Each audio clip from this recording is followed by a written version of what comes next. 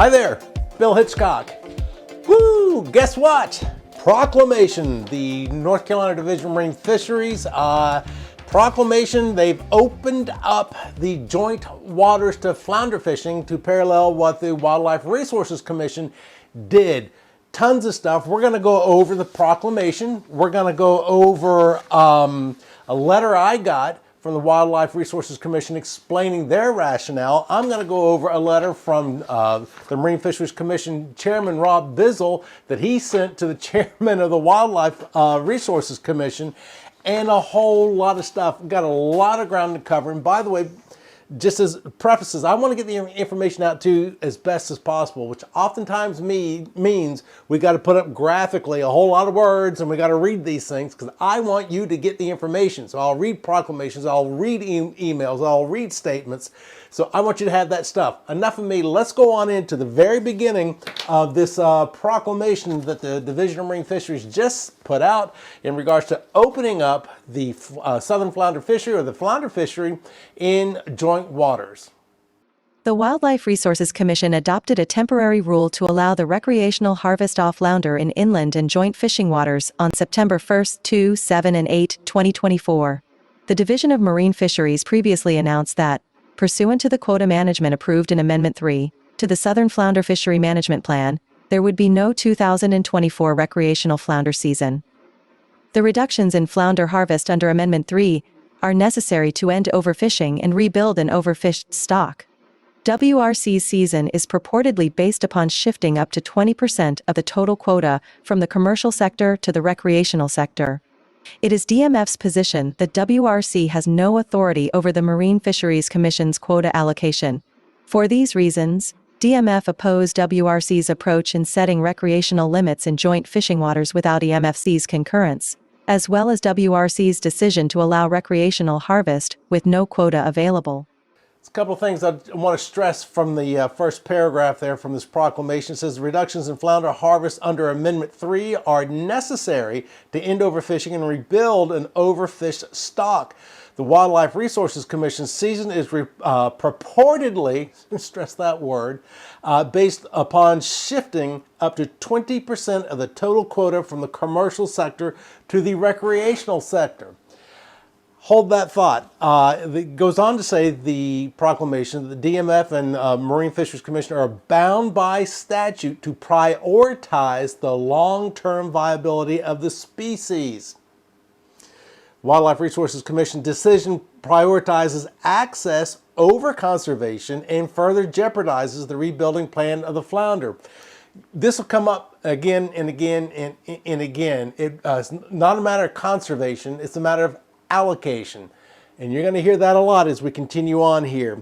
And one of the reasons why they opened up the joint waters is, according to the proclamation, is to avoid confusion. They don't want to impede the efforts of the Marine Patrol. Now, by the way, there's a huge problem, or can be a huge problem. We're going to get into it because we're going to show you the map where joint waters are, inland waters are, and coastal waters. You can't flounder fish in coastal waters. The problem is a lot of boats will go from coastal waters to joint and back to coastal. If you legally caught a flounder in joint waters and then boativate back into coastal waters, you're busted. It's illegal. So I want you to think about that. All right, let's continue on with this.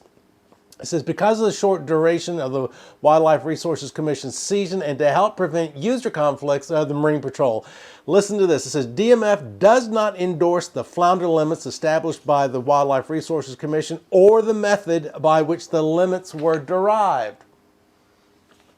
The harvest authorized by the Wildlife Resources Commission on September 1, 2, 7, and 8 is attributable to the recreational quota and does not affect the commercial quota.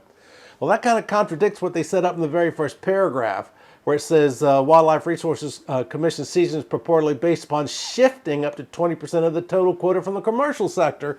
And then down here it says it doesn't touch it. So I don't have the answer to that one right now. Goes on to say that the director still has proclamation authority. So things can still change. Like they just changed this by opening up the joint waters. They can change it again or do whatever. most importantly, it says the proclamation does not allow any additional harvest beyond what the Wildlife Resources Commission has authorized, and does not authorize any recreational flounder harvest in coastal fishing waters other than the joint, that the coastal fishing waters seasons remains closed. Now let's get on into that. I want to show you this. I don't want to show you that. That's a boo-boo. I want to show you this. We're going to go into the map, and the link to this map, this interactive map, is in the comment section at YouTube. Take a look at this broad look at the coast of North Carolina. All that red is coastal fishing waters, including Pamlico Sound, Albemarle Sound, Bogue Sound, all that. You can't flounder fish there. But let's zoom on into Newbern. This is a good example. Now, you see where the red is? That's coastal waters. But as you hang a left there in Newbern, you'll see that Carolina blue, those are joint waters. You can flounder fish there. That's legal. You're allowed one per day at 15 inches. And then if you go further on up Riverbend, you see it's now black. That is inland fishing waters. That's strictly Wildlife Resources Commission territory. The problem is, as I made mention earlier, you come boating on up the Neuse River here, you hang a left there in Newbern, you catch your fish in the legal area, then you turn right around in your boat and go back to coastal fishing waters. You now have an illegal fish. Be aware of that. You now have an illegal fish. So let's get into what the letter I got from the Wildlife Resources Commission. You may recall I asked them, I said, what about this, what was the rationale? What was the science used to afford opening in opposition of the Division of Marine Fisheries, opening up the flounder? In short, why? Help us to understand. This is what they had to say. In 2023, the DMF determined the recreational sector exceeded its allocated quota in 2023, while the commercial sector did not significantly exceed its quota. This is because the commercial sector's landings were monitored daily, and the season was closed as harvest approached the total allowable landings. The recreational sector was unable to be monitored in a similar manner, and the season could not be closed to prevent the quota from being exceeded. The NCWRC board has stated that recreational constituents should not suffer without a harvest season for something that was not their fault. Now, they bring up the recreational sector was unable to be monitored in a similar manner. Commercial fishermen trip tickets. We know on a daily basis how much they've caught. The recreational community do not have such a thing. You'll have something similar here real soon where there's going to be 5 fish in the near future. You're going to have to report that catch to DMF. They go on to say the Wildlife Resources Board has stated that recreational constituents should not suffer without a harvest season for something that was not their fault. What fault? Are they blaming the Marine Fisheries Commission? Are they blaming the Division of Marine Fisheries for setting quotas? Are they blaming the recreational fishermen for going over the quota? Who's at fault? I see the WRC doing this. All right, let's go on back and hear the rest of that letter from the Wildlife Resources Commission. Additionally, the quota is allocated to the commercial and recreational sector.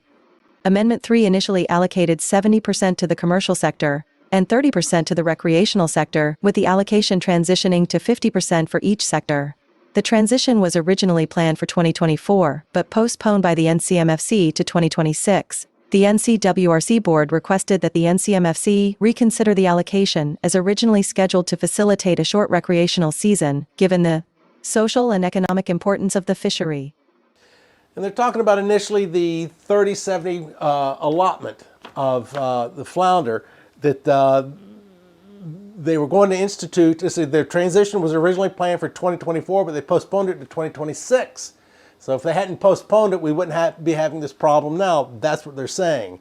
All right, let's go on in and finish up this letter from the Wildlife Resources Commission.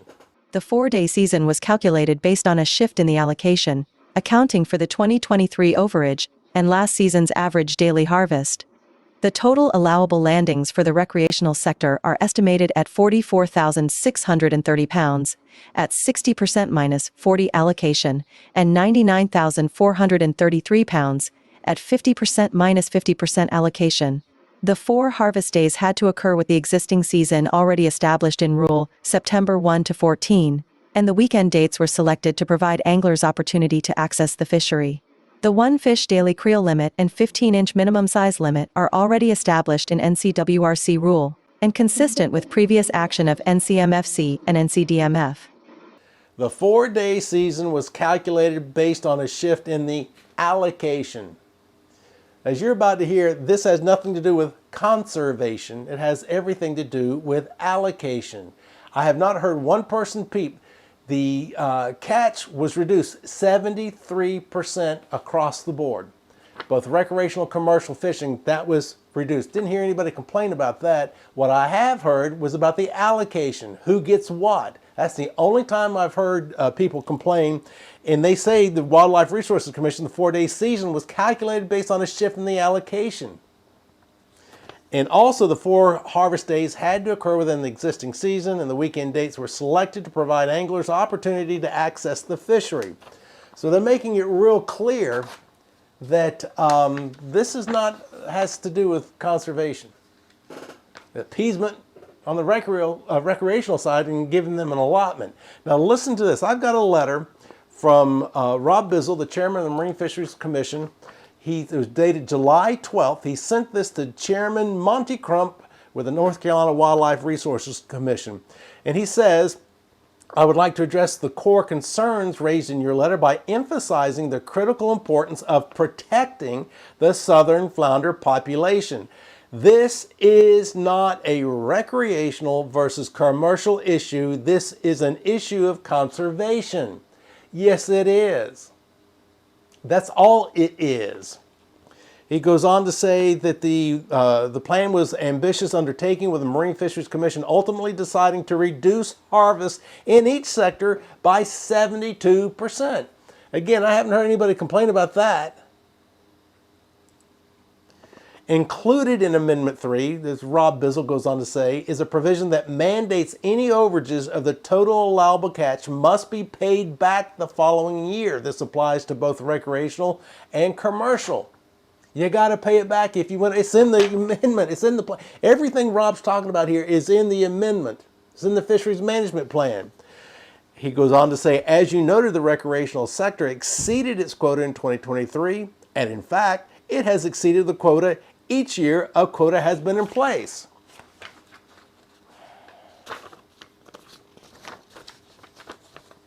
I didn't hear anybody complain about the quota before you fished it. After you overfished it or exceeded your limit, then I started hearing about this anything. It's just mind-blowing to me. And finally, this letter from Rob Bizzell, it says, it is vital to recognize that reallocating quotas and potentially opening a recreational season now could undermine any progress made in rebuilding the southern flounder population since Amendment 3 was adopted in May 2022. The ultimate goal is to achieve a balanced and sustainable fishery, which sometimes necessitates short-term sacrifices for long-term gains. All I heard from Rob Bizzell was conservation. All I heard from the Wildlife Resources Commission is allocation. So I ask you, well, number one, please be careful when they open up the first 2 weekends in September about flounder fishing. When you go fishing, please make sure you know where you is. And if you caught a flounder in the joint waters or inland waters, make sure you're not going back into coastal waters. Do you know exactly where the lines of demarcation are? Please do. I don't want anybody to get busted. So please be very, very careful about that. But again, is it conservation or allocation? Do you want to conserve the fish? Then let's conserve the fish. Do you want an allocation? Well, then that's a whole nother ball of wax. Then I don't know what to tell you, because I'm interested in the conservation of the species. Love to hear what you have to say. BillHitchcock@mail.com, BillHitchcock@mail.com, BillHitchcock@mail.com. If you have some additional input than what I had here from the division, from the Wildlife Resources Commission and the Marine Fisheries Commission, take a breath. Send it to me. Till next time, enjoy your fishing this coming September. Be careful. Make sure you know where you is.